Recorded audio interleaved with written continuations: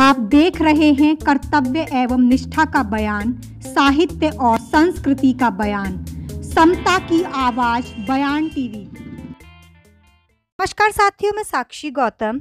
राजस्थान से हकदार अखबार को प्रकाशित करने वाले पन्नालाल प्रेमी दलित पत्रकारिता की दुनिया में अब नहीं है।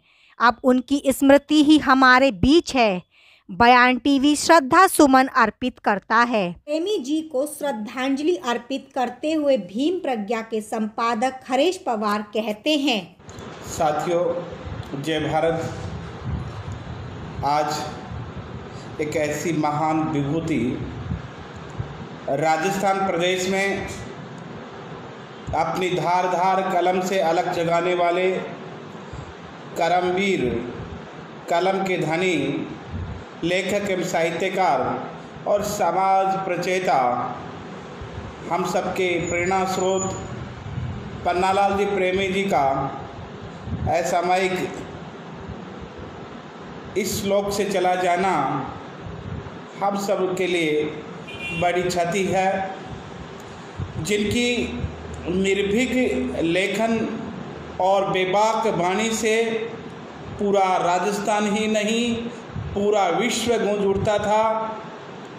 आज हकदार के हक की बात करने वाले हकदार अखबार के संपादक पन्नालाल जी प्रेमी बीकानेर, जो राजपूत रियासत कालों से एक संघर्ष की मिसाल जागृत करके समाज को, पिछड़े और अंतिम हाशिया वर्ग के समाज को राष्ट्र की मुख्य धारा में लाने के लिए अथक संघर्ष किया और कलम के सिपाही बनकर जिन्होंने लगातार चिराग जलाने का काम किया, उस इलाके में उजास फैलाने का काम किया, पन्नालाल जी प्रेमी हम सब पत्रकारों के लिए बड़े ही प्रेरणा के स्रोत हैं।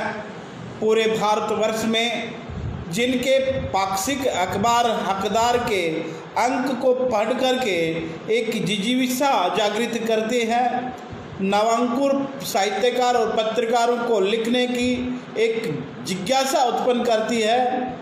मैं उनकी प्रेरणा से अखबार के माध्यम से सामाजिक जागृति का माध्यम अपनाया और उन्हीं की परंपरा को लेकर के और हास्याकृत वंचित वर्ग की आवाज़ को बुलंद करने के लिए उनके अनुगामी बने और भीम प्रज्ञा अखबार की स्थापना उनके अखबारों को पढ़कर उनसे दूरस्थ प्रेरणा ग्रहण कर 2005 में प्रयास करना शुरू किया और 2009 में भीम प्रज्ञा अखबार की स्थापना कर उनकी परंपरा को सहयोगी बनकर के उनकी विचारधारा को जन जन तक पहुंचाने का प्रयास में हम सब लगे हैं। ये सब आदरणीय पन्नालाल जी प्रेमी साहब की योगदान है।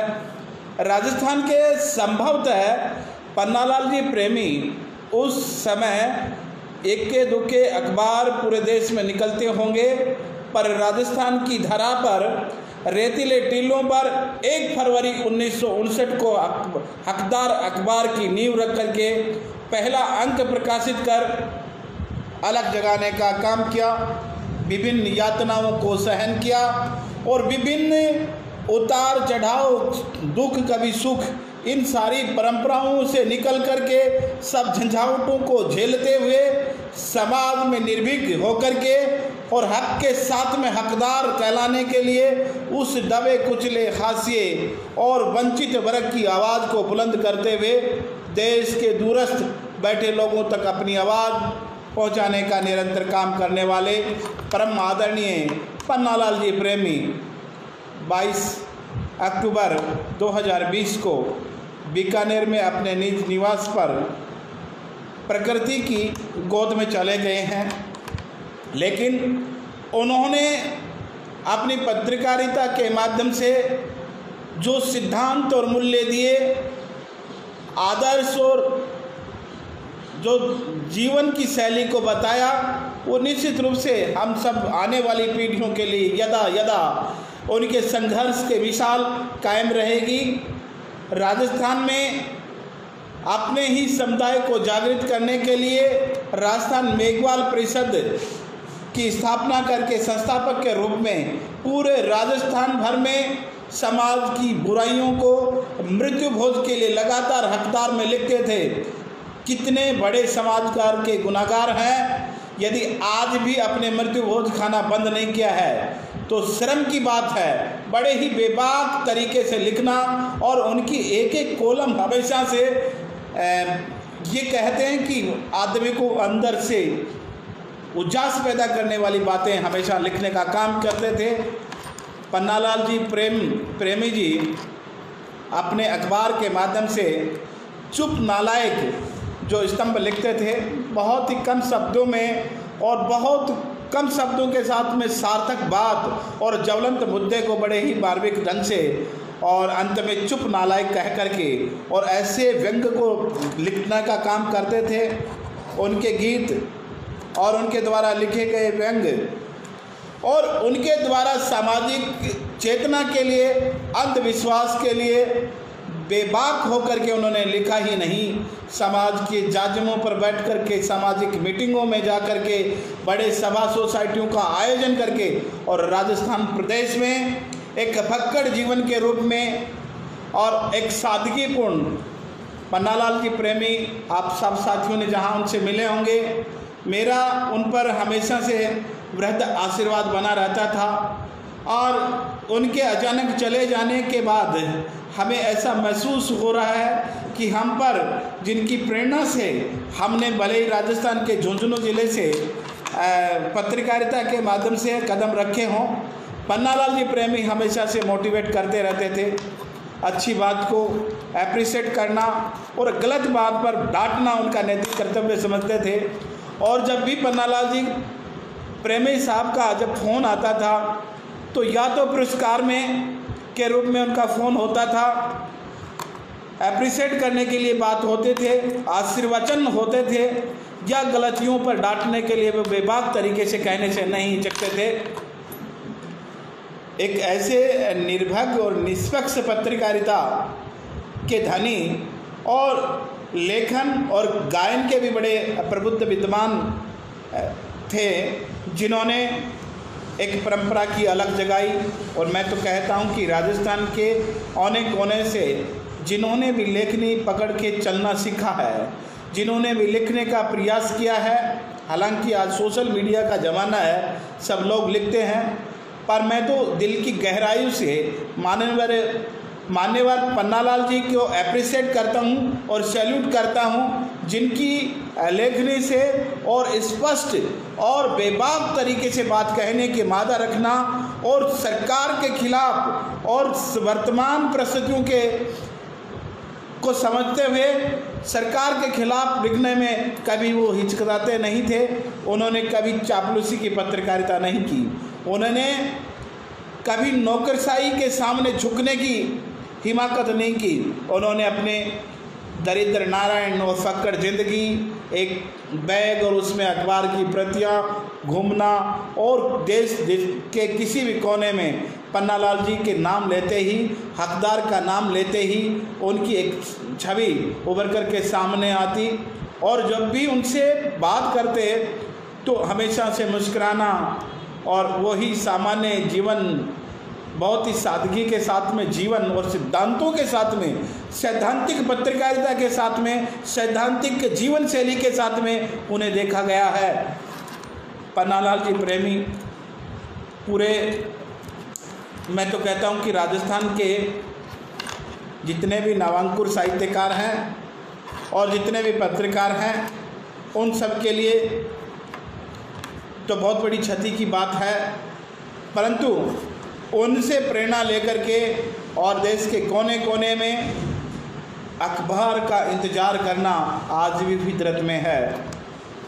आज सुबह मान्यवर पन्नालाल जी के असामयिक निधन की सूचना पाकर पूरे दिन से व्यथित था, मन भारी था।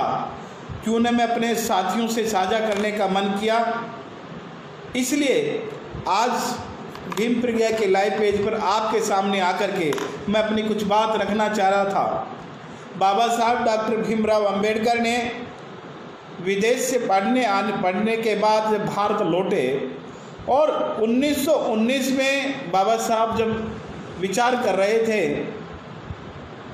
तो उनके दिमाग में था कि मैं जिस वर्ग के हाशिए के वर्ग के उठाने की मैं बात कर रहा हूँ, उन लोगों को जागृत करने के लिए अखबार का होना बहुत ज़रूरी है। उस समय बाबा साहब ने मुकनायक अखबार निकालना शुरू किया। 1920 31 जनवरी 1920 को मुकनायक अखबार निकालना शुरू किया। हालांकि विपरीत परिस्थितियों की वजह से बाबा साहब का मुकनायक अखबार ज़्यादा समय नहीं चला और कहीं न कहीं आदरणीय पन्नालाल जी प्रेमी ने उस परंपरा को आगे बढ़ाने का काम किया। राजस्थान के जो सामंती व्यवस्था की विचारधारा से निकल करके और साम्यवाद, ये कहें कि राष्ट्रवाद और संवैधानिक विचारधारा को की ओर बढ़ाने के लिए एक संवाद सेतु का काम करने के लिए अखबार की ज़रूरत महसूस की जा रही थी। राजस्थान के विचारधारा लाने के लिए उन्होंने प्रयास किया। उसी के साथ में 1 फरवरी 1959 को मान्यवर पन्नालाल जी ने हकदार अखबार के माध्यम से अलग जगाना शुरू किया। राजस्थान के ये कहें कि बीकानेर जिला मुख्यालय से अखबार का छापाखाना शुरू किया और अखबार के माध्यम से पाक्षिक हकदार के माध्यम से राजस्थान ही नहीं, उत्तर प्रदेश, पंजाब, हरियाणा, छत्तीसगढ़, तमाम देश के हिंदी भाषी क्षेत्रों में मान्यवर पन्नालाल जी ने अपनी लेखनी से समाज को जागृत करना शुरू किया। विभिन्न परिस्थितियों में कई बार अखबार ने झमोले भी खाए, कई बार अर्थाभाव में अखबार किन परिस्थितियों में मैं इस बात को भली भांति जान सकता हूँ, किस विसंगतियों से पार करके और मान्यवर पन्नालाल जी ने नियमित रूप से प्रकाशन करने का काम किया, हम सबको आवाज़ देने का काम किया। आज हक की बात करने वाले हकदार अखबार के संपादक मान्यवर पन्नालाल जी का यूं चले जाना पूरे बहुजन समुदाय के लिए, राजस्थान प्रदेश के नहीं पूरे भारतवर्ष के अंबेडकर विचारधारा के साहित्यकारों, लेखकों और पत्रकारों के लिए बड़ी क्षति हुई है। हम उनकी परंपरा, उनके साहित्य और उनके द्वारा लिखे गए जितने भी साहित्यिक सृजन किया वो हमारे लिए स्मरणीय स्मृतियाँ हैं। पन्नालाल जी प्रेमी के अथक प्रयासों द्वारा राजस्थान में जो आमूल परिवर्तन आया है और अंतिम पायदान के व्यक्ति को हक की बात हकदार के माध्यम से उठाने का उन्होंने प्रयास किया।